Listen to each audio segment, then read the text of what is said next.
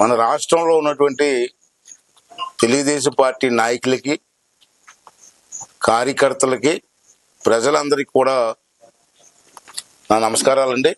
మీకు విన్నపం చేయదలుచుకున్నాను. ముఖ్యమైన విన్నపం ఇది. ఈవేళ రాష్ట్రంలో ఎన్నికలు ఏ విధంగా జరిగి చూశారు. ప్రజలు మంచి తీర్పు ఇచ్చారు. ఆ తీర్పుని గౌరవించాలి, మనం గౌరవిద్దాం. మీరందరూ కూడా ఎంతో ఉత్సాహంగా ఉన్నారు. నేను జారిపడడం చూశాను.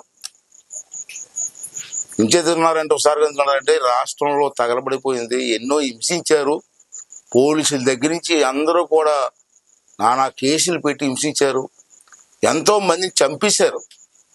నాలాంటి వాళ్ళ మీద ఎంతో మంది మీద కేసులు పెట్టారు. కొంతమందిని అయితే ఇంటింటికి వెళ్ళి చంపేశారు కూడా. దౌర్జన్యాలు చేశారు. ఇల్లులు తగలబెట్టారు. ఎస్సీ, బీసీ, ఎస్టీ అని చూడకుండా అనేక కేసులు పెట్టారు. ఆ బాధ మనకుంది. మీ అందరికీ బాధ ఉంది, నేను కాదన్నాం. దాన్ని ప్రతీకారం తీర్చుకోవాల్సిన అవసరం కూడా మనకుంది. తీర్చుకుందాం. అది చట్టపరంగా తీసుకుందాం. నేను వదిలిపెట్టను. చంద్రబాబు నాయుడు వదిలిపెట్టినా నేను వదలను. మన మీద ఎవరైతే కేసులు పెట్టారో, మన కార్యకర్తల మీద ఎవరైతే దౌర్జన్యం చేశారో వాళ్ళందరినీ కూడా కటకటాల పంపిస్తాం. అవసరమైతే వాళ్ళు చర్య తీసుకుంటారు. దాన్ని వదిలిపెట్టే ప్రసక్తి లేదు. ఎంత పెద్దోడైనా. విశాఖపట్నంలో భూములు దోపిడీ చేశారు. ఆ భూములు కూడా వదిలిపెట్టే ప్రసక్తి లేదు. ఎంత పెద్దోడైనా, ఐఏఎస్ ఆఫీసర్ అయినా, ఎవడైనా ప్రభుత్వ భూముల్ని, ప్రజల ఆస్తుల్ని ఎంత విచ్చలవిడి దోపిడీ చేశాడో ఆ సైకోగాడు రెడ్డిగాడు ఒకడు ఉన్నాడు, విజయసాయి రెడ్డి. ఆన్ని కూడా వదలలేను. జ్యుడిషియల్ ఎంక్వైరీ వేసి వాళ్ళందరినీ కటకటాలకు పంపించి ఏర్పాటు చేస్తాను. ప్రజల ఆస్తుల్ని కాపాడుకుందాం. ఇది నా విన్నపం.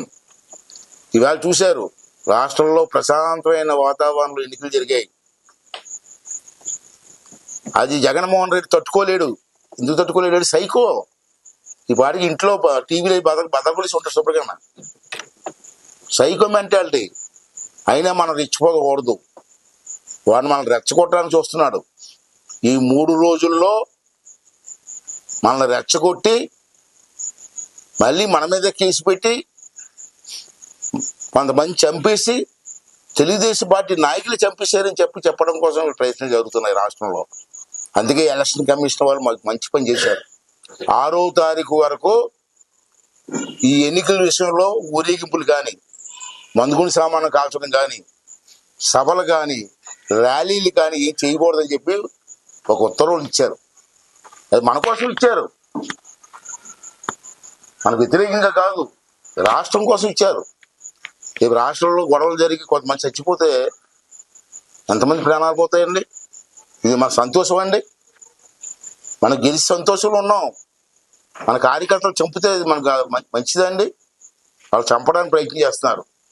మనం చూసారు, రాయలసీమలో కొన్ని ఊర్లో పెట్రోల్ సీసాలతో పెట్రోల్ బాంబులు తయారు చేసి పెట్టుకున్నారు.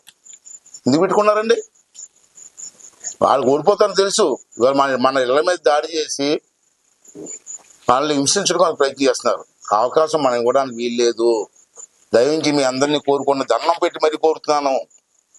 6వ తారీఖు వరకు మీరు ఎక్కడా కూడా ర్యాలీలు తీయొద్దు, ఎవరితో గొడవలు పడవద్దు, దయించి ఎక్కడా కూడా మందుగుండు సామాను కాల్చొద్దు, సభలు పెట్టొద్దు. రేపు 9వ తారీఖు చంద్రబాబు నాయుడు గారు ముఖ్యమంత్రిగా ప్రమాణ స్వీకారం చేస్తున్నారు. అప్పుడు వరకు ఓపిక పట్టండి. ప్రమాణ స్వీకారం జరిగిన వెంటనే what is Chandrababu Naidu, what is cabinet అని చెప్పి చూపించే బాధ్యత మేము తీసుకుంటామని చెప్పి ఈ సందర్భం మనం చేస్తున్నాను. అంటే ప్రజలందరూ కూడా సహనంతో దయించి ఓపికగా ఉండండి. మంచి అవకాశం ఇచ్చారు ప్రజలు మనకి. ఎప్పుడు లేని మెజార్టీ ఇచ్చారు. ఆడి ప్రతిపక్ష హోదా కూడా రాలేదు. ఇవాళ ప్రతిపక్ష హోదా కూడా లేదు ఆడికి. అదే అంటాను, ఇప్పుడు కూడా తప్పు చేసిన వాడు దేవుడు క్షమించడండి. అసెంబ్లీలో చంద్రబాబు నాయుడు గారిని వాళ్ళ ఆవిడ్ని తిట్లు మర్చిపోతారు జనం. ఆ రోజు చంద్రబాబు గారిని వాళ్ళ ఆవిడ్ని తిట్లు, ఆ శాపమే ఈరోజు జగన్మోహన్ రెడ్డికి ఇటువంటి గతి పట్టిందన్న విషయాన్ని ప్రజలు కూడా గమనించవలసిన అవసరం ఉంది. భగవంతుడు ఉన్నాడు. మన దృష్టి అంతా ఒకటే. రాష్ట్రాన్ని బాగు చేయడం, ప్రజలకు అండగా ఉండడం, ప్రజలకు మేలు చేయడం. అని చెప్పి ప్రజలందరినీ, కార్యకర్తలందరినీ కూడా సహనం వహించండి, తొందరపడద్దు. ఎవడన్నా ఏమైనా సరే 9వ తారీఖు వరకు వెయిట్ చేయండి. 9వ తారీఖు తర్వాత ఏం జరుగుతుందో చూడండి. అంతవరకు అందరూ కూడా సహనంగా ఉండమని చెప్పి మీ ద్వారా రాష్ట్రంలో ప్రజానీకానికి, కార్యకర్తలకి అందరికీ కూడా మనం